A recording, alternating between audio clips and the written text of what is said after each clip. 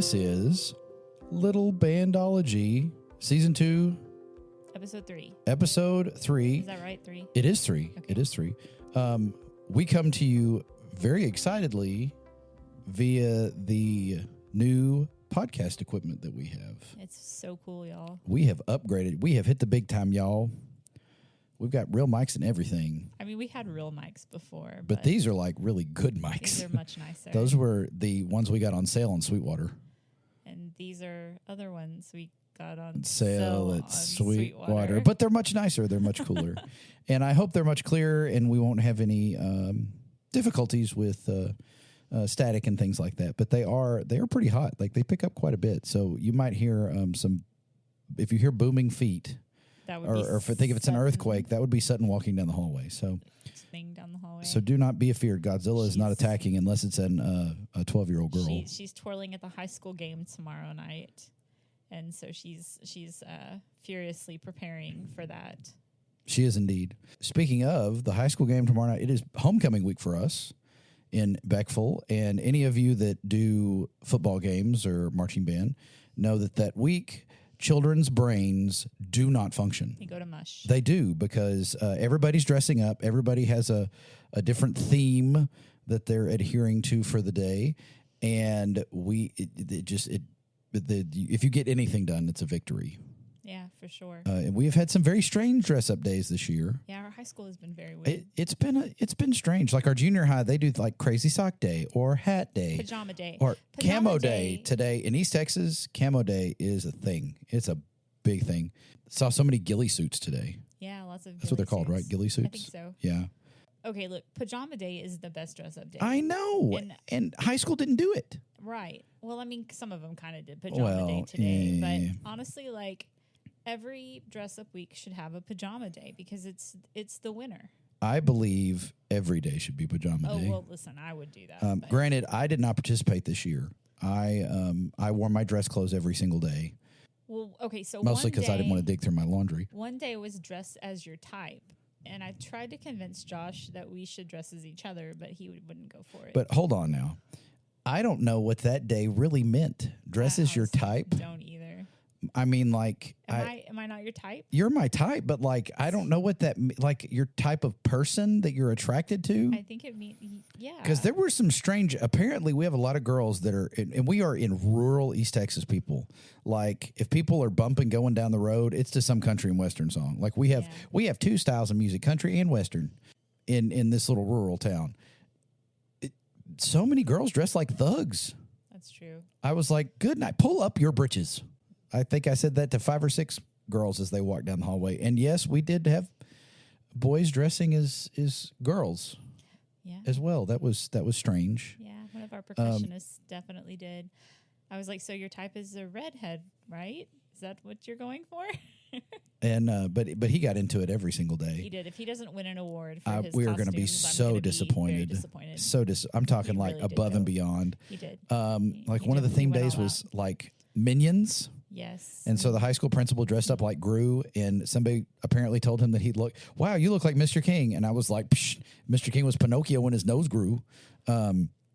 But they had all the kids dressed up as minions, like the yellow ones and the purple ones. Right, yeah. He dressed up like a He purple did. minion. He and was in a looked purple great. bodysuit Yeah. with a little like shorts that were like overalls. I mean, he looked like a minion. Yeah, he did a great job. He with did it. a really good job. One day was today. The 2 top classes dressed like old people, and the 2 bottom classes dressed like babies. So there were lots of pacifiers and bottles and then there walkers were and canes and Moo-moos. moo-moos. Lots of moo-moos. Even the boys. Even the wore boys. moo-moos. But there were shorts with the moo-moos. Yeah. Thank the good Lord for that. We didn't go Scottish Celtic. But yeah, it's been a homecoming week. If you get anything accomplished, it's a victory. And I think we did. I think we got some things accomplished across our classes. Got a third of our contest drill on the field. And in case you didn't know, and I'm sure if you listened to any past podcasts, we are a military band. We march 6 to 5, direction of travel, no adjusted step. It should always be 6 to 5. Sometimes that's not always the case, and especially in little-legged people, but 6 to 5, 30-inch stride, and it's all math related. Not that all drills aren't math related, but it is very math related. But yeah, we've got a third of our contest drill on the field a week before we typically have any ready to present to the general public. True. And So we usually don't start with our contest drill. Our first couple of games, we do what's called a fundamental drill, and we allow all the kids every single one. a chance to march at the football games before we take our alternates out, and we just have our contest block. Yes, and you might go, why do you have alternates? Well, military maneuvers only work for certain numbers. Anything that's a multiple of 8 is usually pretty good, or a multiple of 6. And so we went both ways. So we're marching 48. We actually have 60 kids in band, but we do trade out. We trade out 64. kids. 64, sorry. We do trade out kids. So we have some spots in the drill that they're not changing. For example, like my 3 tubas that are in the drill, they're not going anywhere. But we do have some spots that change between 2 students. They kind of battle it out.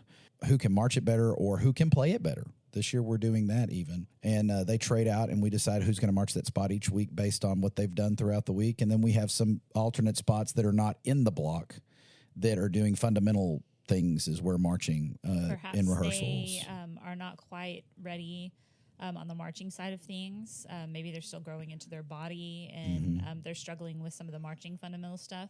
Or maybe they're not quite ready on the playing side of things, and they just need to grow a little bit more as a player. Or maybe they just can't stand at attention very well. They feel they get the wiggles. Maybe that is it. We get the wiggles. Junior high is so awkward, and if you march junior high students, if you're a band out there that march junior high students, high five to you because you have patience, unlike those that march 9 through 12. And I don't care what anybody says. Especially those of you that march 7th graders. Oh Good my grief. gosh! I can't imagine. I've marched 7th graders twice. You marched as a 7th grader, didn't you? I marched as a 7th grader. Yes, I did. Actually, I'm pretty sure I was an alternate my 7th grade year. I can't remember. It was so long ago. I was a good player, but I had problems marching in a straight line, to be honest. It's hard. I still have problems walking in a straight line. Some of our older kids have a hard time marching in a straight line. Yeah. But we did get some stuff. I'm excited for them to get to march it at a temperature that is not over 90 degrees. Yes. Because we march right before lunch. We're at like 11 o'clock is when our band class is. And it's hot. And we have turf. And it gets crispy. Even when the mornings are, cool. 60 degrees. Yeah. By the time we get to band, it's hot, y'all. It's hot. We're sweating. By the time we come in, and kids are tough, but they get worn out. Also, it's that time of year when students are realizing that in order to do everything, they really have to be organized. Yes. And parents who have never had high school students before, or students in the high school band before, become frustrated. And I had this exact conversation with one of our sponsors today, that they get upset because they don't know how to fix it. Like they want to fix it for their child, but they don't know what to do to fix it. And really what it comes down to is just that child understanding that you have to set aside time for everything if you want everything to hit and be organized and plan ahead. Making sure that you have a written out schedule helps a lot. We do that. Yes. All the time. Like we try to plan as far ahead as we can.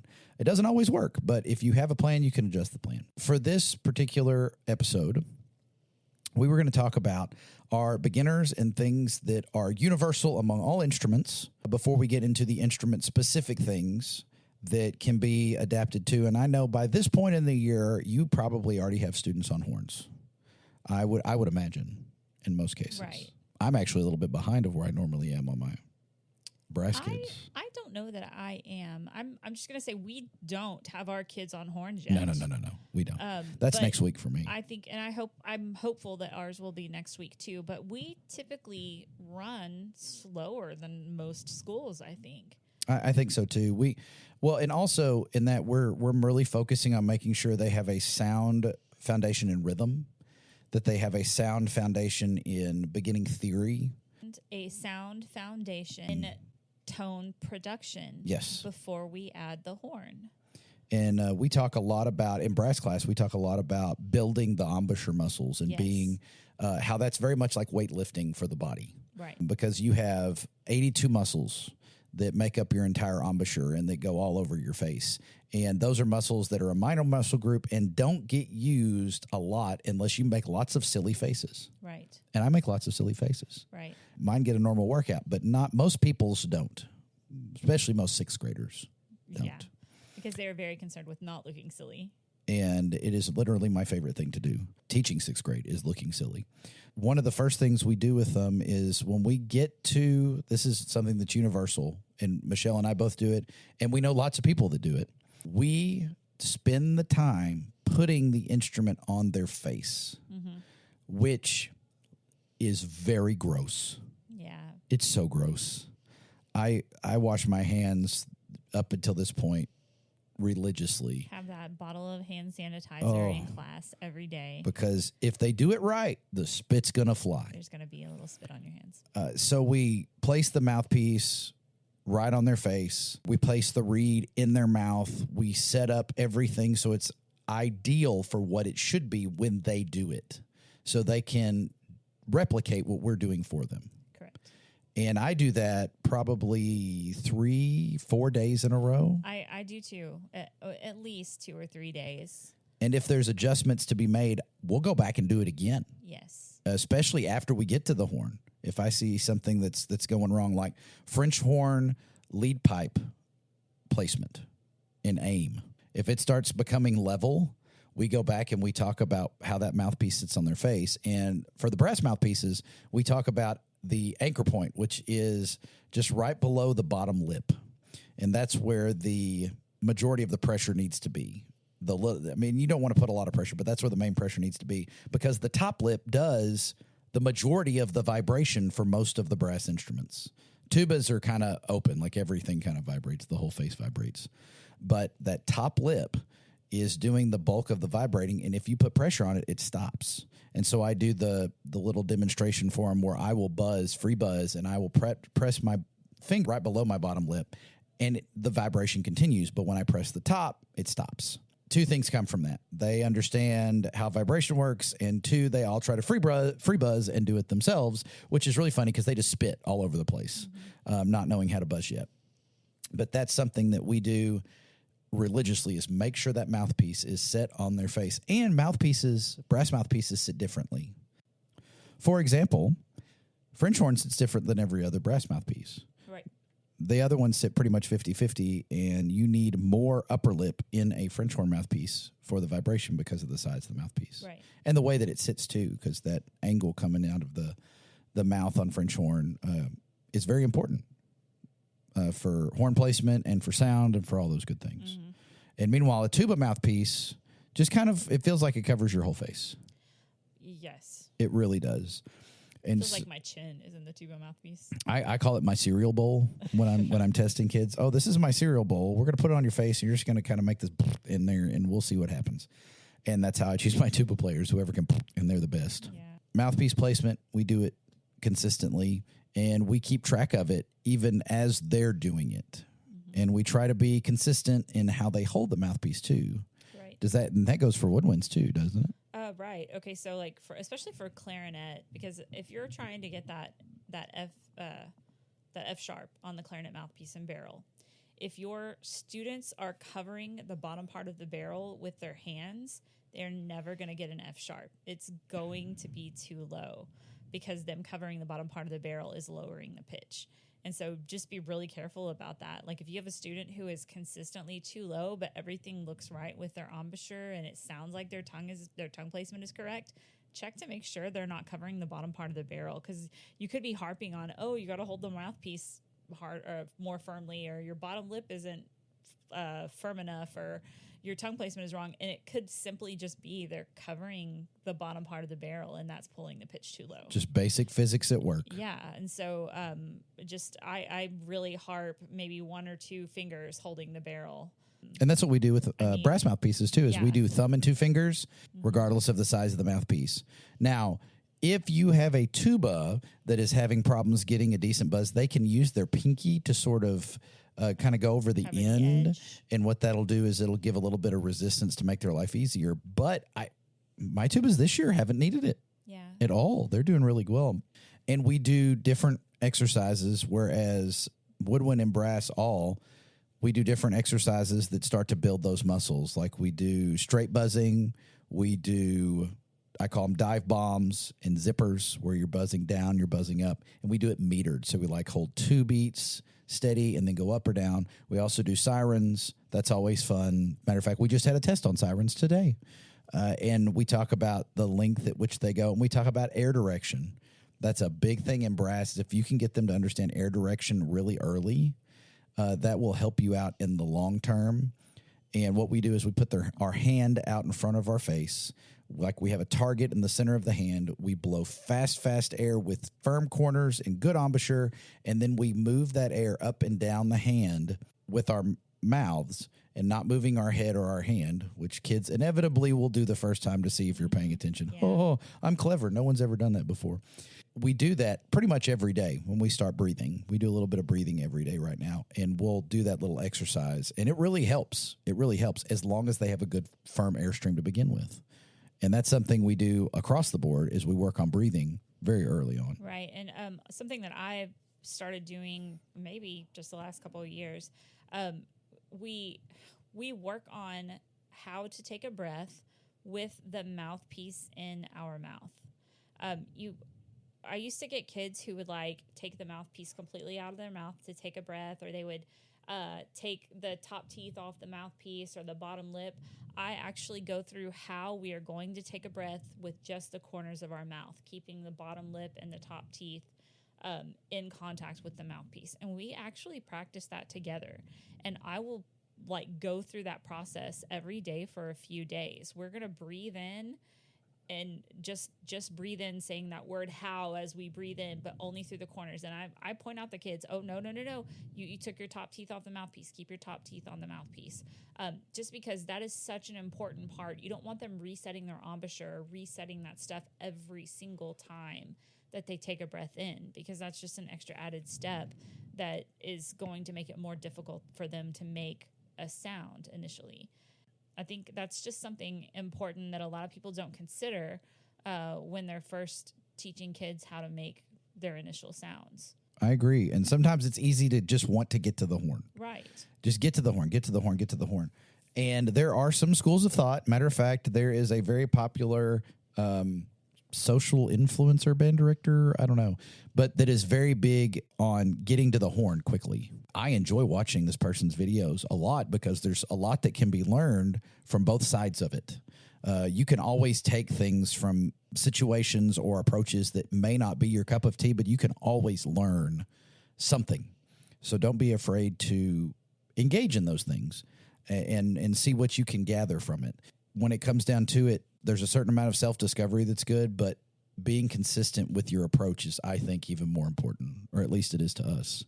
So what we've discovered is, like, by spending a lot of time initially on the tone production stuff, it allows us to move a little more quickly whenever we do get to the horn. Yes. We aren't having to worry quite as much later on with bad sounds. Like our 7th grade band, they make great sounds. They do. And they play in tune really well. And so that's not something that we have to harp on. So we can actually worry about the more technical type issues.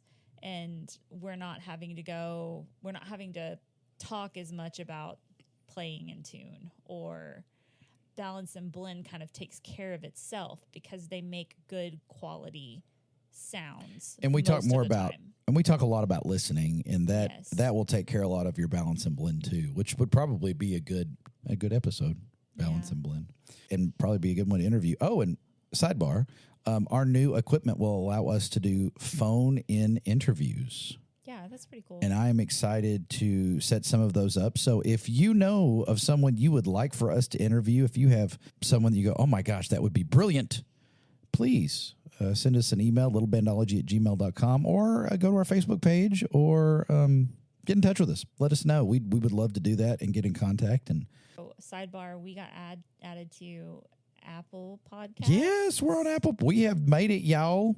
We're on Apple Podcasts. They accepted us. And we also have we're going to try to stay ad-free as long as we can, but We have the option to add ads now. We have enough listeners. We can add ads and start making a little bit of money, which is great because podcasting equipment ain't cheap, as much as we love to do it. Moving back to our beginners, something that we really spend, and we've said this a lot, is we spend a lot of time on creating the internal pulse via the external avenues. And so we're always tapping foot. Matter of fact, it's part of my grades.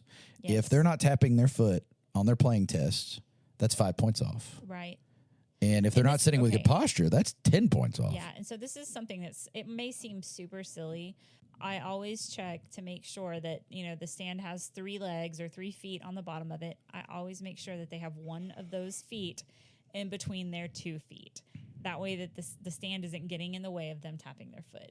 And I know that seems really silly. But it does make a difference. It just makes sense. That way they have space to tap their foot and they have space to have their feet flat on the floor without any kind of impediment. So I don't know, just it seems silly, but the kids make sure like they're at the point now where they're like, okay, make sure you have the stand in the right spot, and they're helping each other and they're pointing it out to each other. Oh, put your stand in the right spot. That's the woodwind, because the brass are like, "Ooh," like they're just, it's just a different breed of kid. I don't know. They're also brainwashed at this point to where they're like, ugh, why does your reed look like that? Yeah.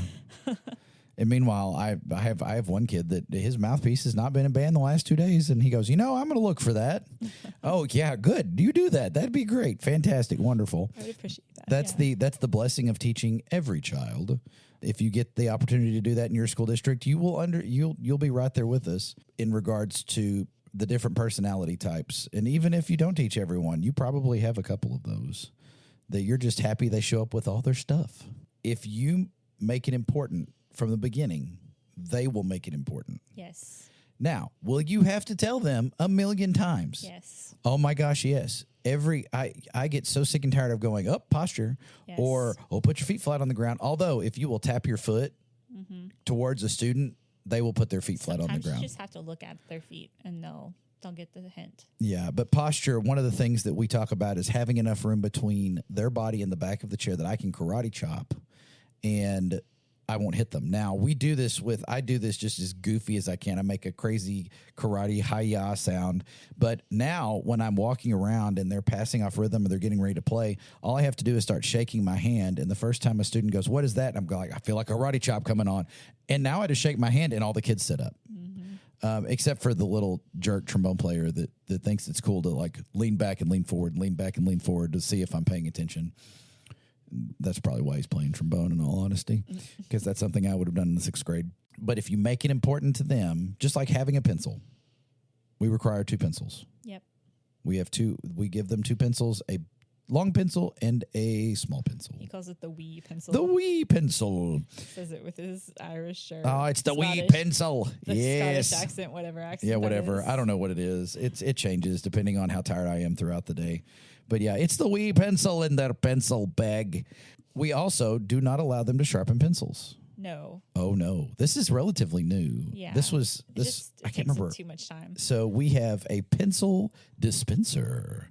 Yes. It's like a straw dispenser. Oh, it is a straw dispenser. It's not like a straw dispenser. That's what it is. We just put pencil on the side. So it has the sharp pencils. Yes. And they put their dull pencil in this other little in the dull pencil container thingy. Yeah. Yes. And then they get themselves a new pencil. A new sharp pencil. And then now our wee pencils, we don't have a dispenser for them. We just kind of have a cup that are sharpened. And then we don't really care. Like if it's their wee pencil that is dull, we don't care if they get a big pencil to replace it. It doesn't matter to us. They need to have 2 pencils at all times. But we also buy pencils by, like this year, I think we bought 5,000 pencils. Or something. I think it was like 1,500. It's a ridiculous amount of The pencils. box came in and I went, that's a lot of pencils. But yes, it is a lot of pencils. Pre-sharpened. Pre-sharpened, always pre-sharpened, never unsharpened. The Beckville pencil. Wee pencils, we even get sharpened. And they have erasers on them. Yes. They're not just regular golf pencils. Right. Which we did for a while, and we put the little extra eraser on the end, and That it took was too much time. That was too much work. We found little cap erasers everywhere. Yes, oh my, and the projectiles that would fly through the air. So that was a bad idea. It was a horrible idea. We And, learn. and we didn't from, save any money doing it either. We learn That's the from our funny thing. mistakes. So Yes. Yeah. If you're not learning from your mistakes, then you're not making enough mistakes. And you can quote me. So we do binder checks. Yes, because we want that to be important to them, So- being organized. Because if you've ever seen a middle schooler's backpack, beware ye who enter there. It's scary in Can be a there. scary place. It's scary, and heaven forbid they open a locker. Ooh, it's very scary indeed. The binder check, they have to have 2 pencils in their pencil bag. They have to have everything behind the right divider, and nothing in the pockets. Like nothing can be in those little pockets that are on we hole either punch side. everything, and we tell them very specifically where everything goes in their binder, what divider it goes behind, and Mm-hmm. if it's not behind the right divider, we take points off for that. Like the last binder check, lots of kids lost points because stuff was did? behind the wrong divider, and it's just them not listening. We tell them Yes. where to put it. And as you know, 6th graders typically are not great listeners anyway. And it's not because they don't want to hear you.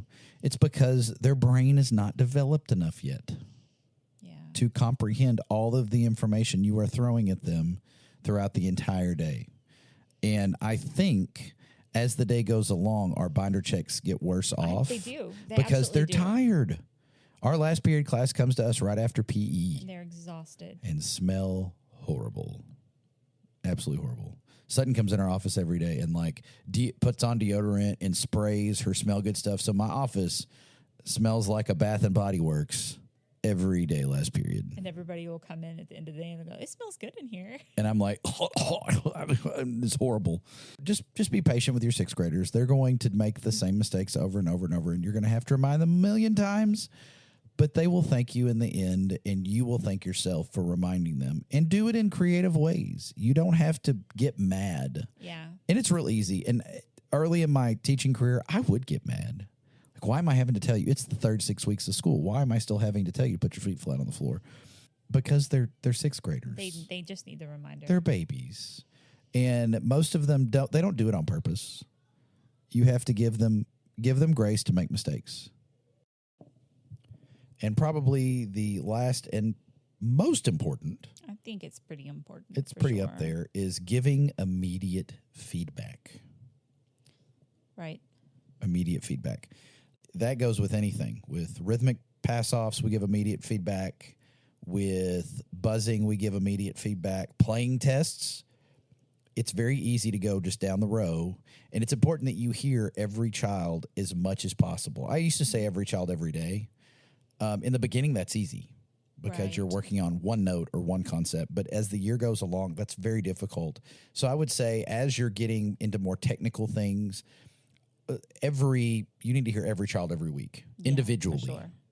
And so we do that via playing test or just showing off for the class because 6th graders love to be made to feel important, that what they're contributing is received and you're thankful for it. Yeah. Giving them that immediate feedback and trying to be as positive as you can. It's very easy Yes. to go, oh, that wasn't very good. Yes. But there always needs to be some kind of positive reinforcement there. I really like how you XYZ. For example, Right. today we had a playing test and I had a student that did not have we were doing sirens and did not have a great siren. However, he held out every single note until the end of 4. Oh, that's good. It very rhythmically sound. And I said, you know what I like most about that? I enjoyed how you held every single note to the end of 4 like we've been working on for the last week and a half. We just need to make sure that those sirens are a little bit wider. You could go a little bit higher or a little bit lower, and making sure that your air is steady the entire time and you just aim it the right direction it needs to be aimed. And I went on to the next person. That student immediately put out their hand and started blowing up and down their hand. That's ideal to me. That is not common, but it is ideal. Give immediate feedback. So I like to, for playing tests, I like to write them sheets, kind of like they would get for like a solo and ensemble. So like today I wrote best wishes on your first playing test. And then like for each one, I wrote them a little sheet for what they did on their playing test. And then wrote, keep working hard and you'll be great. And wrote their grade at the bottom, where they would get like a rating circled or whatever. And then I give that to them at the end of class so that they can keep it in their binder. and they can show it to their parents, and their parents can see that as well. You're so much more organized than I am. Well, I mean, I feel like that's something that they can take to their parents, and their parents can also see what's expected. And then I also use a lot of the same verbiage that I use when I'm talking to them individually. That way, like, they have that when they're talking to their parents about it. They're using the correct words. Yes. And so many parents that have never done band before, I am of a mind that they want to support their child. They just don't know how. And this same band director that I talked about earlier did a TikTok. It was brilliant. It was about parents, let your kids practice.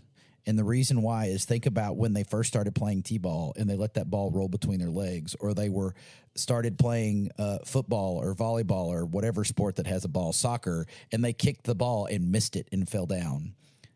That is exactly where they are in the scope of band. It's not like that is a skill that just magically comes to you. Nobody is good at it at the beginning. Mm-hmm. Just like nobody's really great at whatever sport you're going to play right at the beginning. And you have to work at it, and just go in with that understanding. And I was like, oh my gosh, I've been teaching for 20 years and I never thought of it like that. If you have to explain it to your parents like that, that's fine. Just make sure you're respectful about it. Mm-hmm. But it's just a brilliant take on that. You know, the first time you saw your children, I always go back to, when you first started walking. That's what I talk to my beginners about. You fell down a lot. Your parents baby-proofed the house. Well, some of them maybe didn't. But your parents baby-proofed the house so you wouldn't get hurt. This is your chance. You're baby-proof. I'm your baby-proof. So you're going to fall down and you're going to make mistakes, and that's fine. And we're going to get back up, and we're going to get through it. That's how you learn. So suffice it to say, all those things we talked about, that's the general universal truth or process behind how we approach our beginners. We'll get into more specifics in future episodes where we talk more nuts and bolts about it as we get into it with our woodwinds and our brass and our percussion. And we didn't even talk about percussion, but in regards to how we approach everything, but it's very much the same as our brass and woodwind. The universality? No, that's not a word. The universality, the universal applications, I guess. There you go. I guess I'm just trying to come up with words. It's figure outable. Everything's figure outable. Well, on that note, we hope that you enjoyed our new podcast equipment. It's pretty clear. I hope it's pretty clear. You could hear everything we're saying. You don't get any crazy sounds or anything like that, like we've had in the last couple of episodes. Thank you so much for listening, and until next time. Thank you for listening to this episode of Little Bandology. Reach out to us on Facebook at Little Bandology or email us at littlebandology@gmail.com.